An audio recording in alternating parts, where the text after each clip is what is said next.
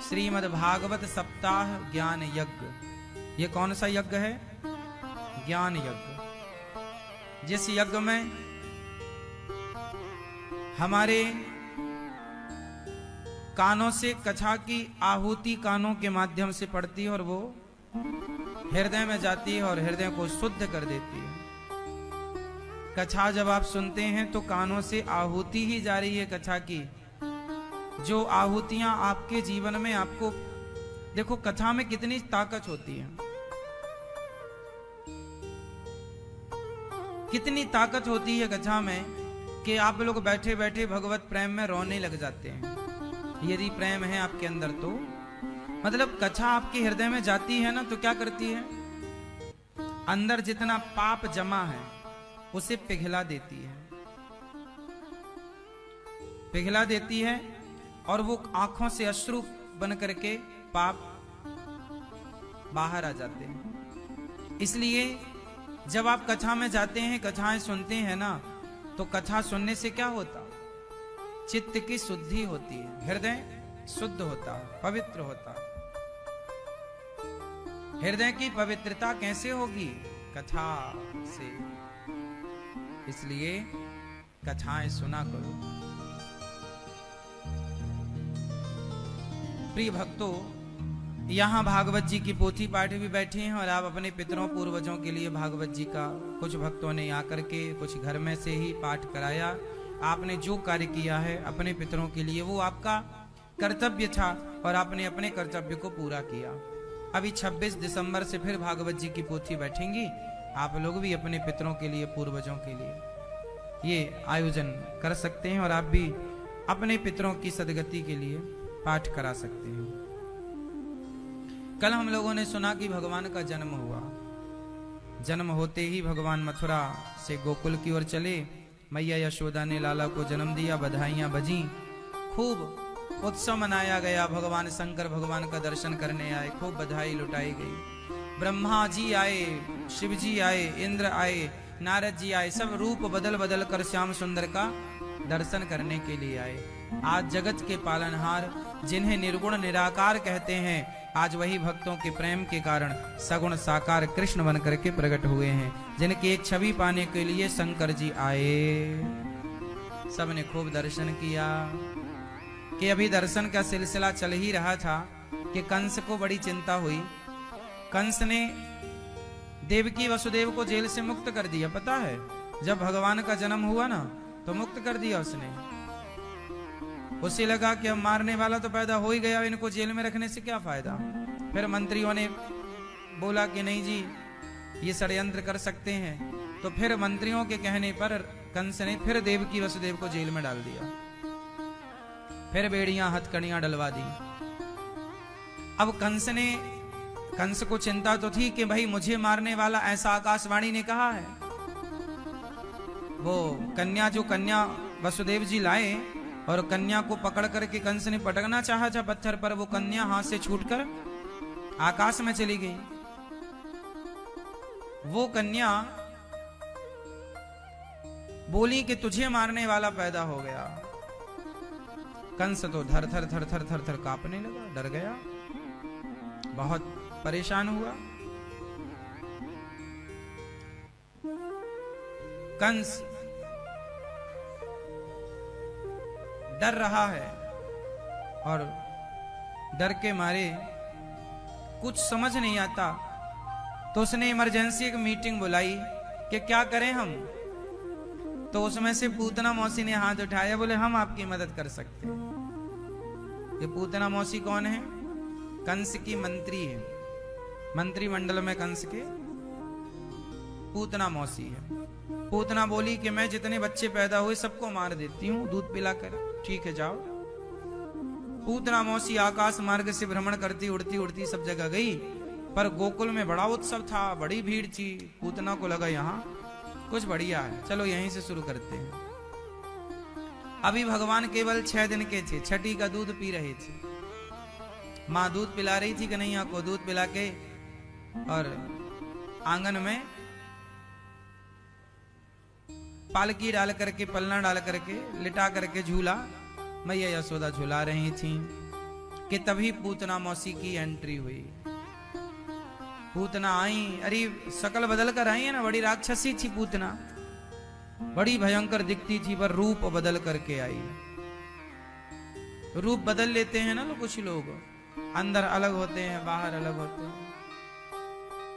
पूतना भी ऐसी आई कि उसका रूप था कुछ और, उसका स्वरूप कुछ और था, और वो स्वरूप बना के कुछ और लाई। बड़ी तो राक्षस थी, जहर भर के लाई अपने स्तनों में, लेकिन बड़ी सुंदर बन करके आई है। वाह! पूतना मौसी जब आई तो सारे नगरवासियों ने देखा ये महिला कौन सी है। अरे बोरे, हमारे लाला के जन्म में बड़े लोग दूर दूर से आ रहे हैं, होएगी कोई पहचान नहीं पाया। और पूतना मौसी एंट्री मार गई अंदर, और मैया यशोदा लाला के पास थी। अरे बहन राम राम, पूतना बोली। हाँ यशोदा मैया बोली, बहन राम राम। अरे मोकू जाने ना आए ना बहन, मैं तो आपको ना जानू। अरे मैं तेरी बचपन की सहेली, तो मोकू ना जाने। अच्छा एक काम कर, मैं बहुत बड़ी ज्ञानी हूं। अच्छा तो का करे आप तू बहन? अरे मैं तेरे लाला को दूध पिलाए की ताई आई हूं। अच्छा हमारे लाला को दूध पिलाएगी तो काहे जाएगो? अरे मैया तेरो लाला अमर है जाएगो, तो को पतो ना है, मेरो दूध जो पी ले अमर है जाए, मरे ही ना। मैया बोली, बहन तो थोड़ो सो मेरे लाला को तू भी दूध पिलाई दियो। हाँ ला। अब भगवान श्री कृष्ण ने जब पूतना की तरफ देखा तो देखकर पहचान गए, ये तो पूतना है और मारने आई है। और मैया बड़ी भोली, उसके हाथ में मुंह को दे रही है। भगवान ने अपनी आंखों को बंद कर लिया। पूतना बोली, बहन जरा हमें कुछ खिलाओगी पिलाओगी? हाँ। यशोदा मैया अंदर चली गई पूतना के स्वागत सम्मान के लिए, कुछ काजू बादाम लेने के लिए। अब मैया अंदर गई कि यहाँ पूतना मौसी ने भगवान को देखा, और भगवान ने देखते ही आंखें मूंद ली। भगवान ने पूतना को देखा नहीं। क्यों नहीं देखा? भगवान उन्हें कभी नहीं देखते जिनके मन में कपट होता है। पूतना को इसलिए नहीं देखा क्योंकि पूतना के अंदर कपट था। देखो ना, थी कुछ और, बनी कुछ और है, इसलिए आंखें बंद कर ली। ऐसों पर नजर ना पड़े तो ही अच्छा है। क्या मतलब निकला? ऐसों पर नजर ना पड़े तो अच्छा है। उन्हें देखो जिनका हृदय शुद्ध है, पवित्र है, भावों से भरा है। उन्हें मत देखो जिनके हृदय में छल है, कपट है। उनसे दोस्ती करो जिनका हृदय बिल्कुल पवित्र है। उनसे दोस्ती ना करो जिनके हृदय में छल कपट आपके लिए भरा हो। इसलिए सबसे दोस्ती नहीं करनी चाहिए, सबसे सलाह भी नहीं लेना चाहिए। आप लोग किसी से भी सलाह ले लेते हैं, आप लोग किसी से भी कुछ भी पूछ लेते हैं। नहीं, शकुनी से पूछते थे दुर्योधन। दुर्योधन किससे पूछता था? किसी से भी नहीं पूछना चाहिए। दुर्योधन ने शकुनी से पूछा और अर्जुन ने भगवान कृष्ण से पूछा। सलाहकार कौन है आपका मायने रखता। जितना श्रेष्ठ सलाहकार होगा उतना अच्छा जीवन आपका होगा। आपको सलाह देने वाले जितने अच्छे लोग होंगे आप उतने अच्छे होंगे। इसलिए भगवान कहते हैं, निर्मल मन जन सो मोहि पावा, मोहि कपट छल छेद्र न भावा। ये तुलसीदास जी कह रहे हैं, निर्मल मन जन सो मोहि पावा। भगवान को कौन पा सकता है? जिसका मन निर्मल। तो आप लोग निर्मल करिए अपने आप को। आपके मन में क्या भरा पड़ा है? छल कपट ईर्ष्या द्वेष नफरत। क्या फायदा? आप कहते हैं महाराज जी हमारा पड़ोसी बहुत तरक्की कर गया। कुछ लोग पड़ोसियों से जलते हैं। अच्छा आप बताओ, आप यदि अपने पड़ोसियों से जलते हो तो जल करके भी पा क्या लोगे? नुकसान तो आपका ही है। क्यों जला रहे हो अपनी छाती? भाई हर व्यक्ति अपने अपने भाग्य का खाता है। मैं अपने भाग्य का खाता हूं, आप अपने भाग्य का। एक बाप के दो बेटे होते हैं, लेकिन दोनों का भाग्य अलग अलग होता है। एक ही घर में एक ही बाप के दो बेटे, लेकिन दोनों का भाग्य अलग है। दो भाइयों में एक भाई अमीर होता है, एक भाई गरीब होता है। बहुत जगह आप देख सकते हैं ऐसा। तो जब एक ही बाप की दो औलाद थी, एक सी परवरिश माँ बाप ने की, एक सी चक्की का आटा खिलाया, तो दोनों अलग क्यों? क्योंकि हर व्यक्ति अपना अपना भाग्य लेके पैदा होता है। जिसके भाग्य में जितना धन है उसे मिलकर रहेगा, जिसके भाग्य में जितनी गरीबी है, दुख है, वो मिलकर रहेगा। आप किसी की उत्कर्षता को देखकर, किसी की तरक्की को देखकर जलेंगे, तो जलने से आपका लाभ क्या है वो मुझे जरा बताओ। तो हम क्यों अपनी छाती जलाएं? क्यों हम परेशान हो? उसके भाग्य का वो खा रहा है, हमारे भाग्य का हम। एक ही सोसाइटी में रहने वाले दो लोग, अगल बगल घर होने पर भी बगल का घर वाला बड़ा आदमी है, उसके बगल वाला गरीब है। तो ये तो अपने भाग्य का खेल है साहब। आप किसी से ईर्ष्या मत करिए, करने से नुकसान आपका है। सबसे प्रेम कीजिए, ना जाने किस रूप में नारायण मिल जाए। आजकल ना लोग ईर्ष्या, ये छल है, ये द्वेष, कपट है। हमने कपट किया आपसे तो क्या मिला?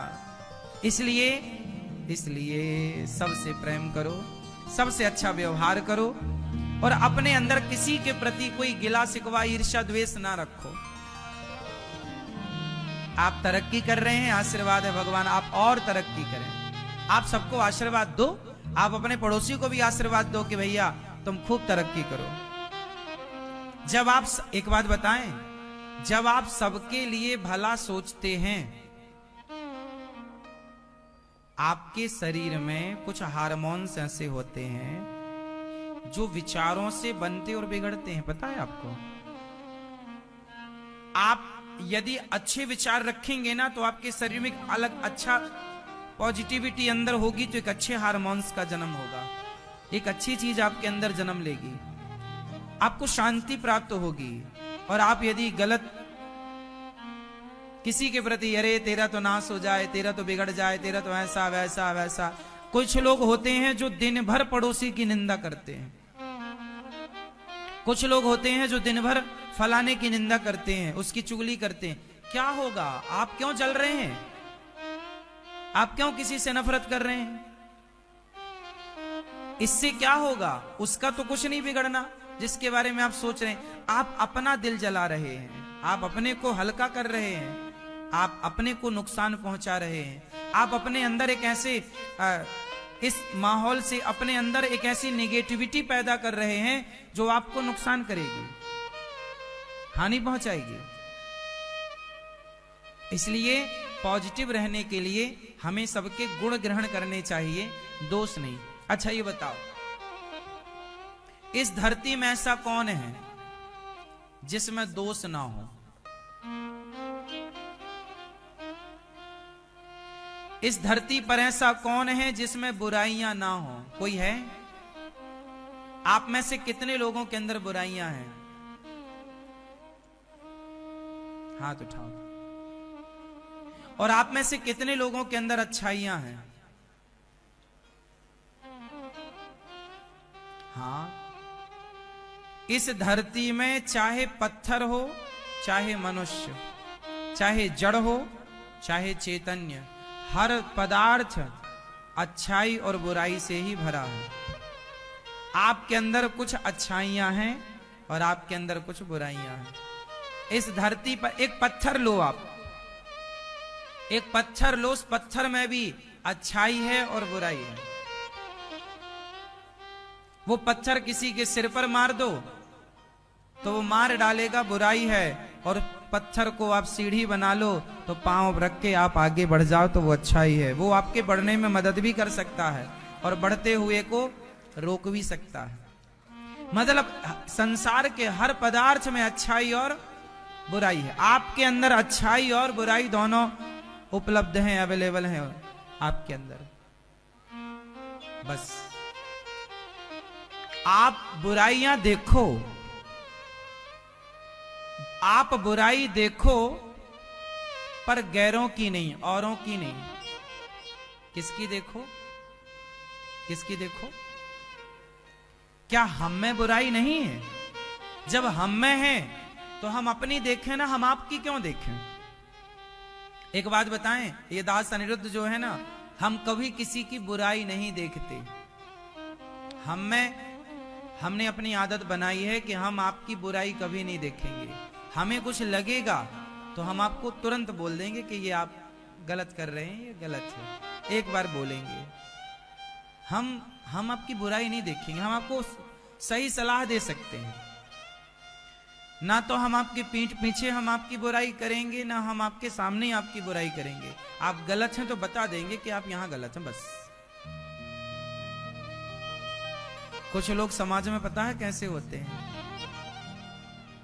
कि दूसरों में यदि कोई कमी दिखाई पड़ जाए, एक बात बताएं, यदि अनिरुद्धाचार्य में कोई कमी है तो आप मुझसे डायरेक्ट कहो ना कि महाराज जी आप में ये कमी है, मैं सुधारूंगा।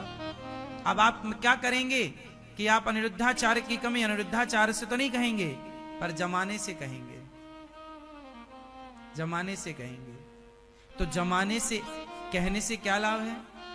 इससे आपको क्या प्राप्त होगा?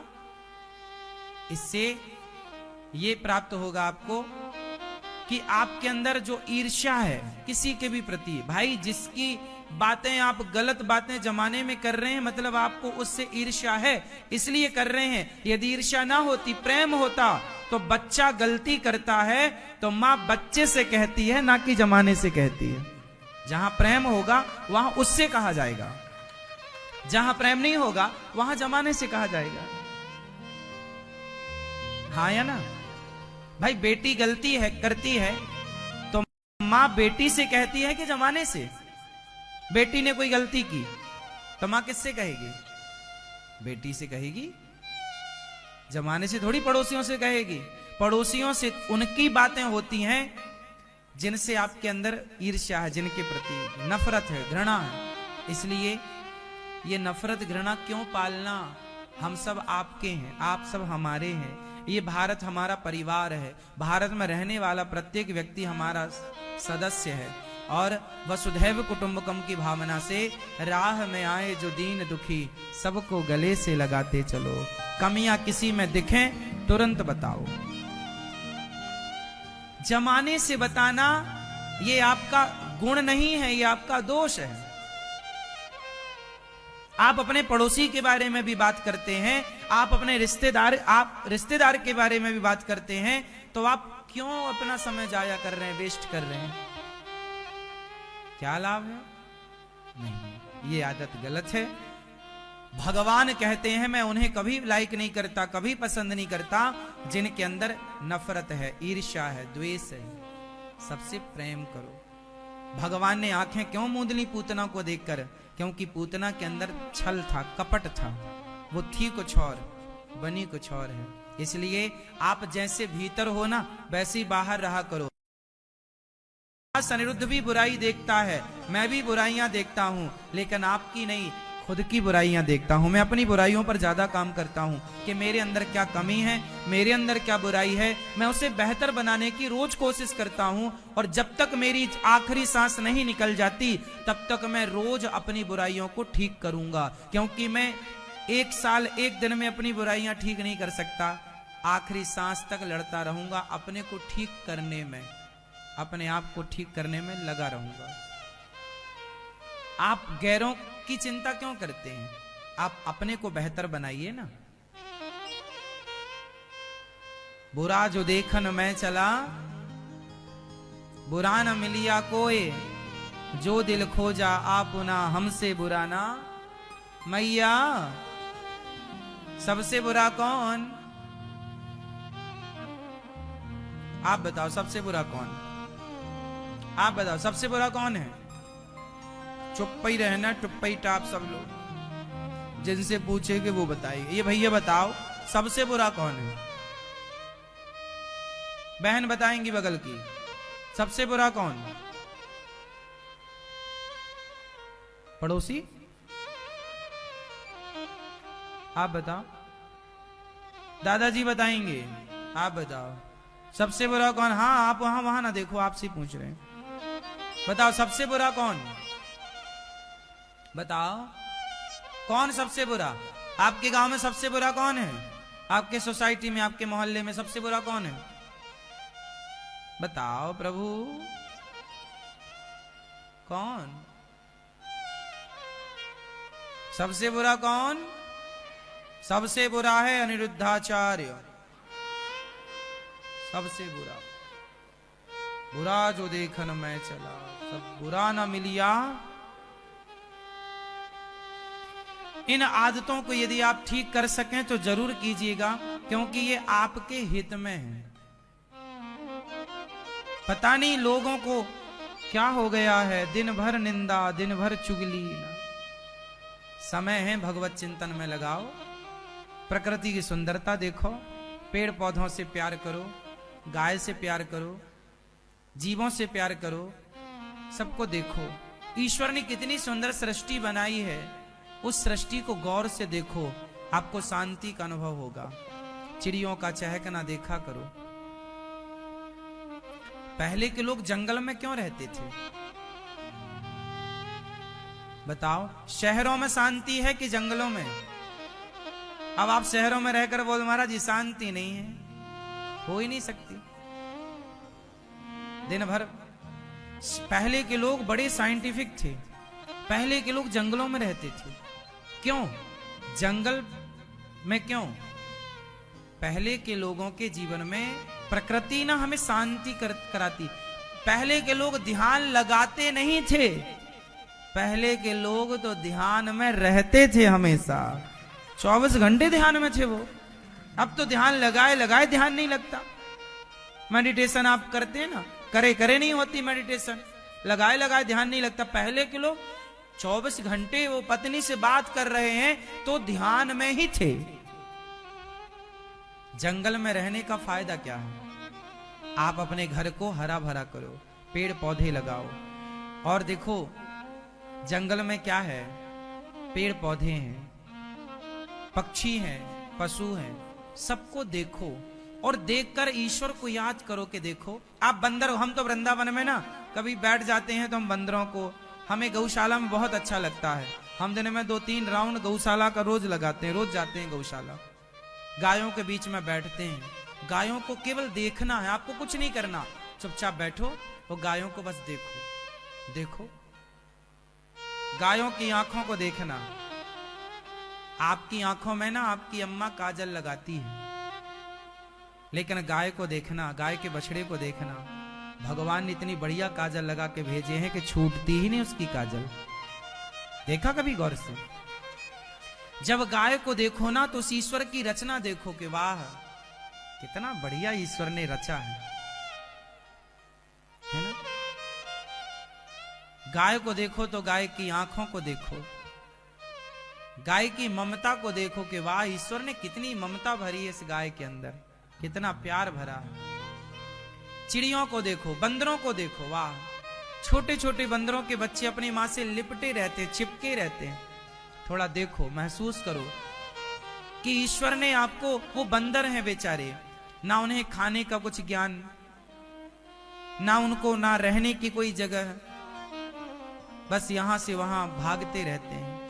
ईश्वर का धन्यवाद दो कि हे विधाता आपने मुझे देखो इन सब योनि से कितनी श्रेष्ठ योनि दी है मनुष्य, मैं कितना सुखी हूं। प्रकृति को देखोगे ना तो आप अपने आप को बेहतर महसूस करोगे। अब आप आजकल समस्या जानते हो क्या है? आज के जमाने में लोग नेचर देखते ही नहीं, प्रकृति को देख ही नहीं रहे। प्रकृति देखें कैसे? प्रकृति बची ही नहीं, देखते नहीं लोग। आजकल तो बस गाड़ी बंगला कार देखते हैं ना। ईश्वर की बनाई रचना देखो, जिसकी रचना इतनी सुंदर वो कितना सुंदर होगा, इस रचना से उसका ध्यान करना है। जंगल में रहने वाले मोर को कभी जी भर के देखो, मोर मोर मोर को देखो कितना सुंदर है। तो कल्पना करो कि जो मोर इतना सुंदर है तो इसकी सुंदरता बनाने वाला, इस पंख की सुंदरता, ध्यान देखो, ईश्वर का ध्यान ऐसे ही लगता है, इससे उसका जिक्र, इससे उसका, यही कनेक्ट करती हैं चीजें उस ईश्वर। आप डायरेक्ट क्या करते हैं? डायरेक्ट भगवान का ध्यान। पागल हो आप, यदि डायरेक्ट ईश्वर का ध्यान कर रहे हैं तो पागल हैं। ईश्वर की बनाई रचना को पहले देखो, उस रचना को देखकर अब एक बात बताओ, जब कोई चित्रकार चित्रकारी करता है तो चित्रकारी इतनी सुंदर बनाई है, वो चित्र इतना सुंदर है, तो आप सोचेंगे कि भाई इसकी कल्पना कितनी सुंदर होगी ना। कल्पना है ना किया उसने, तब ना ये बनाया, इमेजिन किया उसने, तब ना ये बना। तो इस चित्र को उतारने वाला भी तो विचारों का बड़े पवित्र होगा। तो नेचर, प्रकृति जो है, पेड़ पौधों को देखो, गुलाब का खिला हुआ फूल। आप लोग क्या करते हैं? आपकी आदत बड़ी अच्छी नहीं है, आप बगीचे जाते हैं, चट से पुष्प तोड़ लेते हैं। आपको कहीं खिला हुआ गेंदा मिल जाए, खिला हुआ पुष्प तोड़ ले, पागल हो एक नंबर के। आप लोग ना कनेक्ट, दिल से कनेक्ट नहीं है आप लोग, फॉर्मेलिटी है आप लोगों के अंदर, औपचारिकता। प्रकृति से कनेक्ट। आप मेरे से कहे कि महाराज जी गुलाब लगा है, जरा तोड़ के लाइए, मैं ऐसे नहीं तोड़ता किसी पुष्प को, पहले उसे देखो क्या जरूरी है तोड़ना, क्योंकि तोड़ने के बाद उसकी सुंदरता खत्म। वो तब तक, जब तक उस डाल से जुड़ा है, गुलाब जब तक अपने उससे जुड़ा है अच्छा है, वो वहीं उसे बिखरने दो, वहीं उसे रहने दो। हाँ, भगवान के लिए तोड़ा जाए तो ठीक है, प्रभु के चरणों के लिए, तब तो उसका भी जीवन सफल है। बाकी गुलाब को, गेंदे को, जरा इन पुष्पों को देखो कि ईश्वर ने कितना सुंदर कलर किया है। कलर, क्या कॉम्बिनेशन है ईश्वर का, कितना सुंदर कली है, कितना सुंदर पत्ता है, कितना सुंदर तना है, कितना सुंदर फल है, कितना सुंदर पुष्प है। प्रकृति को देखो और देख जब आप प्रकृति को देखेंगे ना तो प्रकृति बिल्कुल शांत होती है, और जब शांति को देखेंगे ना तो आपके अंदर भी शांति प्रवेश करेगी। अब शांति आप लोग देखते ही नहीं ना, तो आप प्रकृति के पास रहते हैं ना शांति को देखते हैं, तो शांति आएगी कहां से? बाजार में आप घूमो, कहो महाराज जी शांति नहीं है, शांति का एक माहौल भी तो हो। अच्छा एक बात बताओ, नींद तब आती है जब नींद का माहौल हो। नींद कभी तो माहौल बनाना पड़ता है, थोड़ा लाइट डाउन करो भाई, तो लेट जाओ, बिस्तर पर लेटो। वो बहुत थका है और फिर भले बैठा बैठा सो जाए, वो अलग विषय है कि भाई थका, बाकी सोने के लिए माहौल बनाना पड़ता है कि नहीं, तब ना नींद आती है। यदि माहौल नहीं बनाएंगे तो आप 12 बजे तक जगेंगे, फिर 1 बजे तक फिर जमाई आएगी तो लगे अब तो अति ज्यादा समय, अब सो जाओ। लेकिन यदि आप 9 बजे सोना चाह रहे हैं तो माहौल बनाना पड़ेगा, बिस्तर पर लेटना पड़ेगा, अपने आप को आंख बंद करके रखनी पड़ेगी, तब 2-5-10 मिनट में नींद आती है। तो उसी प्रकार जब आप अपने आप को शांति चाहते हो ना, तो प्रकृति से जुड़ना पड़ेगा, उस शांति को अनुभव करना पड़ेगा, डीप में घुसना पड़ेगा, वो चिड़ियों की चहक को सुनना पड़ेगा। वो आप लोग मिट्ठू पाल लेते हैं पिंजरे में, मिट्ठू, तोता। अरे मिट्ठू कोई पालने की चीज थोड़ी है पिंजरे में ना। आप अपने घर को चारों तरफ पेड़ पौधों से इतना हरा भरा कर दोगे तो आपके घर में अपने आप पेड़ पौधों पर तोता मैना आकर के बैठेंगी, आप खूब देखना आराम से, और आप प्रकृति के माध्यम से ईश्वर से कनेक्ट हो जाना। संत लोग ना हरी भरी जगह रहते हैं, संत लोग कहाँ रहते हैं? वो अपने कुटिया के आसपास पीपल लगा लेते हैं, पेड़ पौधे, क्योंकि वो प्रकृति से समझो सबका साइंटिफिक कारण है। इसलिए हिंदू धर्म में पेड़ पौधों की पूजा होती है, पीपल की पूजा होती है, पीपल वट की पूजा होती है, तुलसी की पूजा होती है। हमारे हिंदू घरों में तो हर घर में एक तुलसी मिल जाएगी आपको, ये प्रकृति तो है। कितना कनेक्ट किया है आपको ईश्वर से, प्रकृति के ईश्वर से कनेक्ट होने का माध्यम प्रकृति है। लेकिन आज वो प्रकृति से आपका कोई मतलब नहीं है दूर दूर तक। आप तो बस मनमाना कर रहे हैं।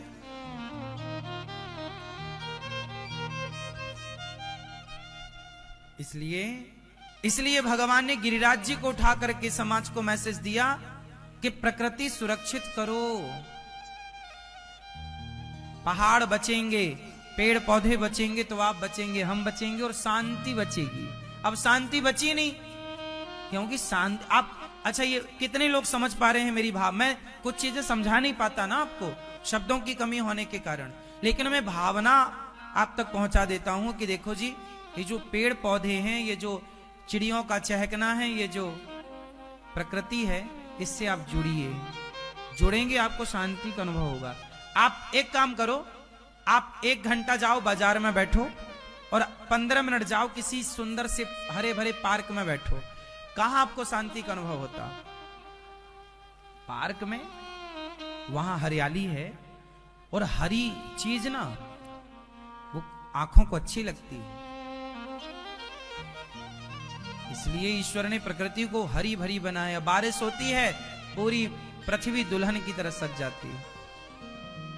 नदी है आसपास आपके, तो नदियों के पास जाओ, थोड़ा नदियों को देखो। समुद्र आपके पास है, समुद्र के पास जाओ, समुद्र को देखो। थोड़ा प्रकृति से जुड़ो। शांति चाहते हो तो थोड़ा प्रकृति के साथ रहो, जीव जंतुओं के साथ रहो। आप लोग केवल कुत्तों में सीमित हो गए हैं। आप लोग केवल कुत्तों में सीमित हो गए हैं। एक कुत्ता पाल लिया और दिन भर मैडम उसी की आगे पीछे डोल रही है। कुत्ता भी रखो। कुत्ता तो देखो सिंपल, कुत्ता पालने की जरूरत नहीं है। कुत्ता तो अपन सबकी गलियों में होते ही हैं। कुत्ते को रोटी रोज दोगे, तुम्हारे घर में कुत्ता रोटी खाने आएगा।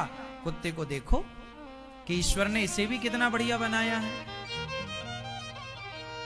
देखना है और देखकर सीखना है, उससे वस्तु विषय से अटैच नहीं। यदि आपने कुत्ते से भी प्यार कर लिया, यदि आपने गाय से भी प्यार कर लिया, मिट्ठू से प्यार, वो भी हानिकारक। प्यार करने का नहीं बोल रहा हूं मैं, मेरी भावना समझिएगा। प्रकृति से जुड़ना है और खुली चीजों का आनंद लेना है। बंधन में नहीं डालना कि आप कुत्ते को पट्टा डाल के बांध लो। गाय सदियों से, ऋषि मुनियों के जमाने से गाय का घर में संरक्षण होता आया है। गाय घर में रहती आई है, इसलिए गाय को घर में रख सकते। पर गाय भी रखो तो गाय की सेवा ऐसे करो कि गाय खुश रहे, समय से उसका जहां बैठे हो वहां गीला ना हो, गोबर ना। आपने देखा होगा गाय कभी गोबर में नहीं बैठती, पूरी रात खड़ी। यदि गाय को गंदगी है नीचे तो गाय पूरी रात खड़ी रहेगी पर बैठेगी नहीं। जब वो कोई इतना नालायक होगा कि जी गोबर ही नहीं उठा रहा और दलदल हो गया उसके नीचे, और फिर वो 2 दिन से खड़ी है, फिर अब थक गई, तब वो भले बैठ जाए, थक गई। वरना वो गाय गंदगी में नहीं बैठती। आपको पता है? नहीं पता? आप जाइए गायों की गौशालाओं में जाइए, अब गौरी गोपाल गौशाला जाइए, देखिए रात के 2 बजे भी गौ माता हमारी गोबर करती है, तो वहां 2 बजे रात को भी एक आदमी को हमने नियुक्त कर रखा, 2 बजे गोबर कर, तुरंत गोबर हटाओ। और जहां गोबर कर लेती है गाय, गायों के लिए गद्दा बिछा है, सारे गाय, प्रत्येक गाय गद्दे में रहती है। गाय यदि गोबर की है तो वो गोबर में अपने से भी नहीं बैठेगी, वो अलग खिसक के बैठेगी। इतनी अक्कल है। तो इसलिए गाय को घर में रखिए, नो प्रॉब्लम। कुत्ता को घर के बाहर रखिए। जैसे आपके घर में सोना चांदी रखने का अलग स्थान है और जूता चप्पल रखने का अलग स्थान है। सोना चांदी जहां रखते हो वहां आप जूता चप्पल नहीं रख सकते, और जूता चप्पल जहां रखते हो वहां सोना नहीं रख सकते। तो जहां गाय रख सकते हो वहां कुत्ता नहीं रख सकते, और जहां कुत्ता है वहां गाय कैसे रहेगी? कुत्ता का स्थान अलग है और गाय का स्थान अलग है। अब आजकल तो गाय बाहर रह रही है और कुत्ते घरों में। तो ये तो बात ऐसी हो गई कि हीरा बाहर है और चप्पल जूते अंदर है। अब आपकी बुद्धि भ्रष्ट हो गई है तो हम क्या करें? यही तो भ्रष्ट बुद्धि है।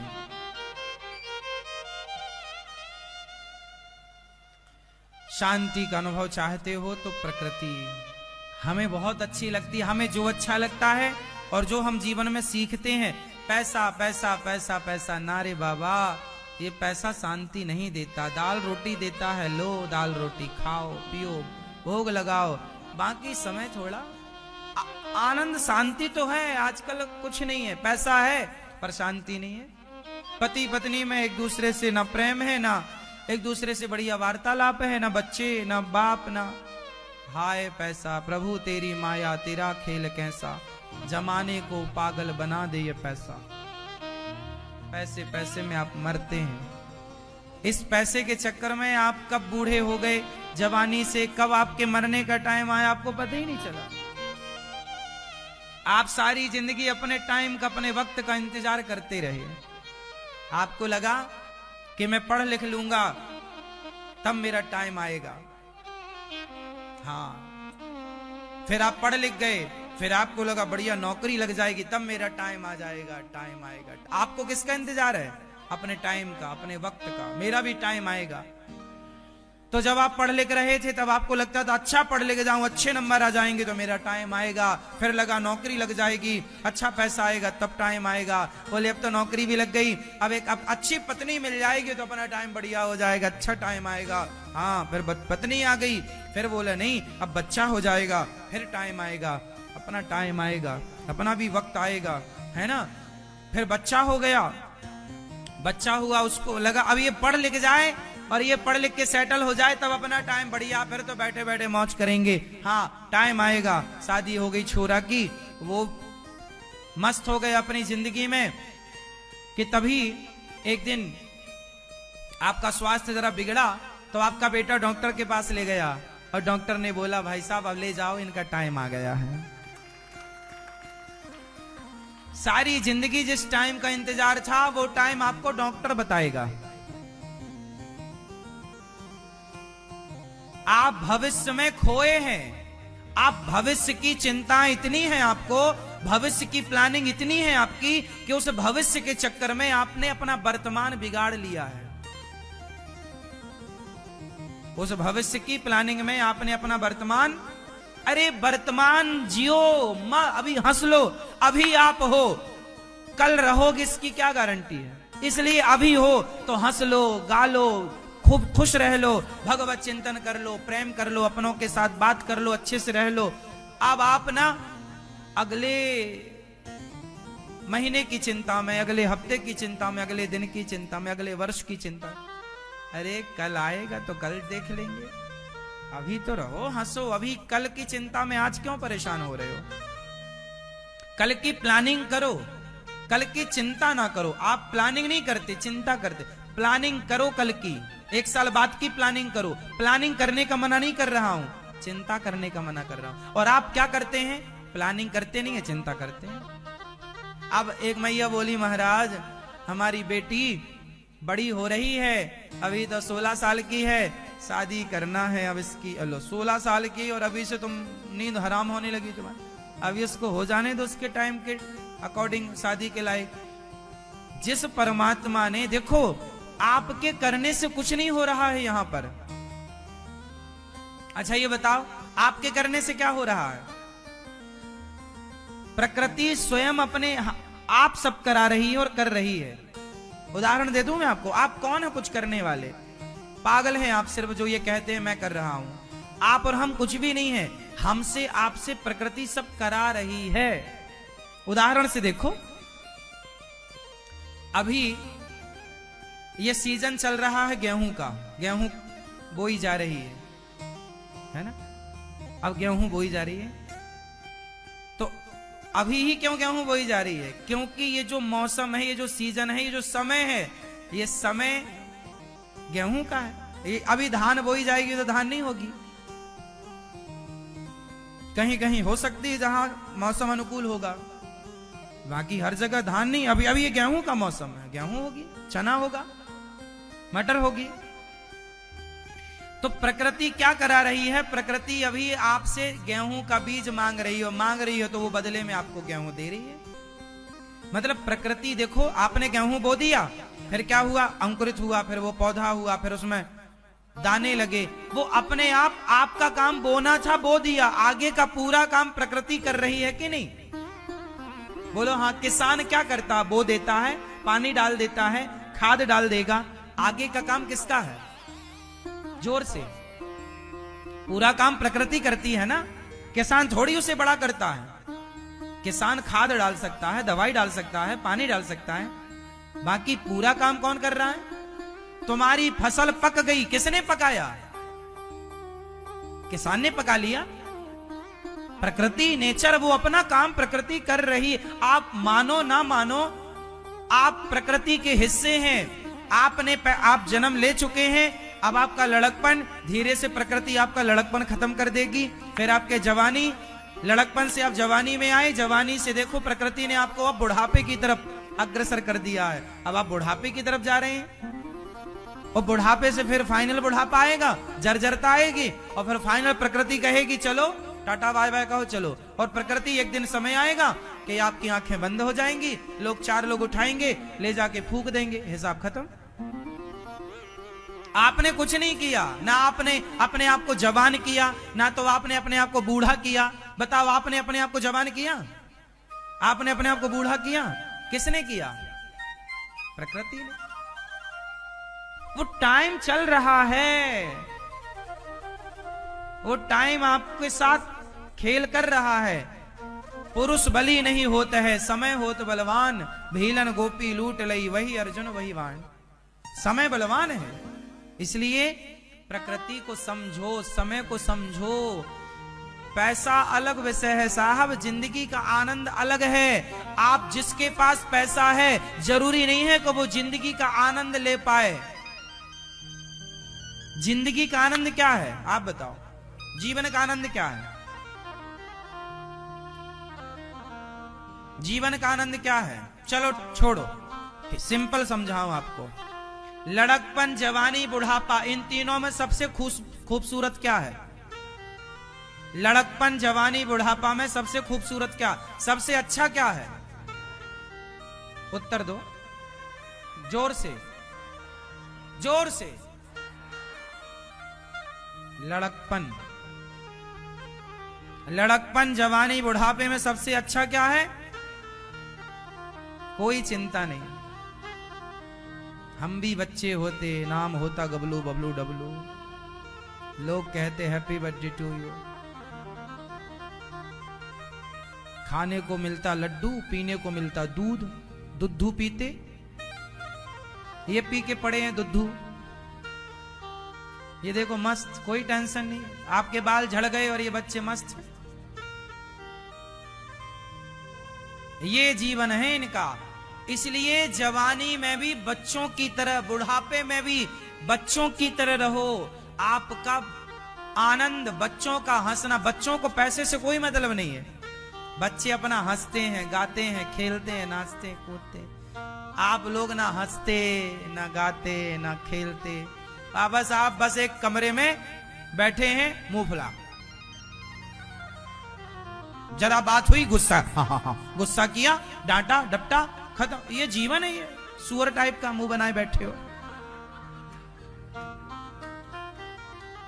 अरे हंस लो, मुस्कुराओ, खेलो, बच्चों के संग बच्चे बनो, जिंदगी जी लो जी भर के। आकाश को देख लो कितना विशाल है, समुद्र को, नदियों को देख लो, जी लो अपनी जिंदगी। जी मर जाओगे।